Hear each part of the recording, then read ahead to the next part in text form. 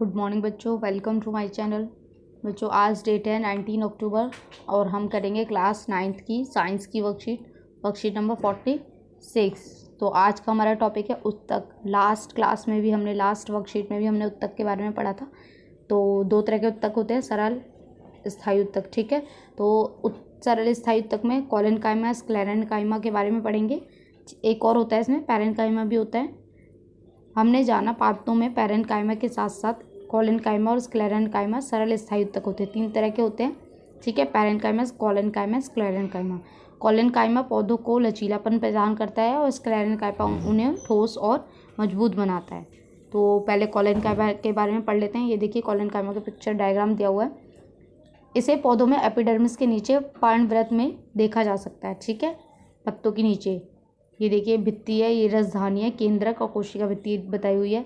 इस उत्तक की कोशिकाएं जीवित होती हैं, लंबी होती हैं और अनियमित ढंग से कोनों पर पैक्टिन नामक रासायनिक पदार्थों के कारण मोटी होती है। ये जो कॉर्नर है इन पे क्या होता है, यहाँ पे पैक्टिन नामक रासायनिक पदार्थ होता है, केमिकल होता है, जिसकी वजह से वो मोटी होती है तथा कोशिकाओं के बीच बहुत कम स्थान होता है। यहाँ पे जो होता है बहुत कम जगह होती है।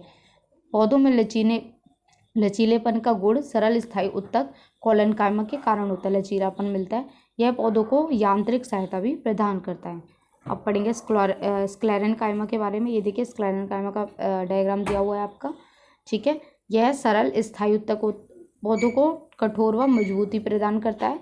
इस उत्तक के परिपक्व कोशिकाएं मृत होती हैं, उसमें जिंदा थी, जीवित थी, लंबी और पतली होती हैं। इस उत्तक की भित्ति लिग्निन नामक, ठीक है, यहाँ पर क्या था, पैक्टिन था और यहाँ पे क्या है, लिग्निन। ठीक है, इस रासायनिक के कारण मोटी हो जाती हैं और आंतरिक स्थान नहीं होता है, वहाँ पे स्थान था। यह उत्तक तने में संवहन बंडल के समीप पत्तों की शिराओं में तथा बीजों तथा फलों के कठोर छिलकों में उपस्थित होती है।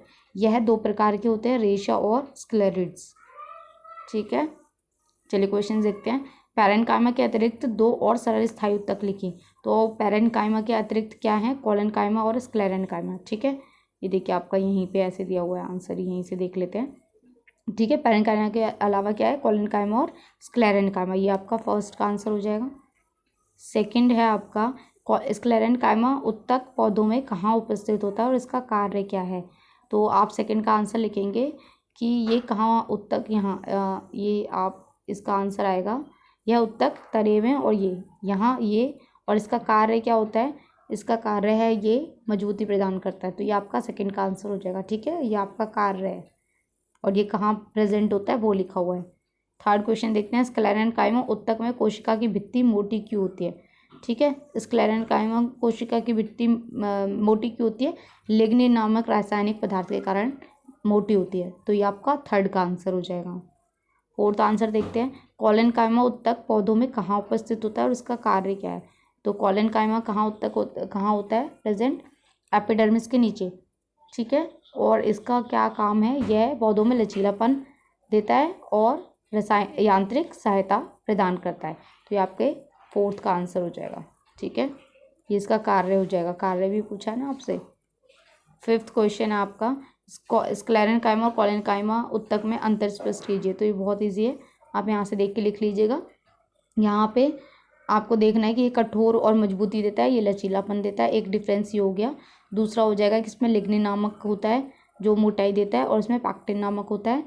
थर्ड आप लिख सकते हैं कि इसकी कोशिकाएं मृत होती हैं, इसकी जीवित होती हैं। ठीक है, और इसमें आंतरिक स्थान नहीं होता है, इसमें बहुत कम होता है। तो ये आप एग्जाम्पल लिख सकते हैं। तो यहाँ आपकी वर्कशीट कंप्लीट होती है। आई होप आपको अच्छे से समझ आई हो।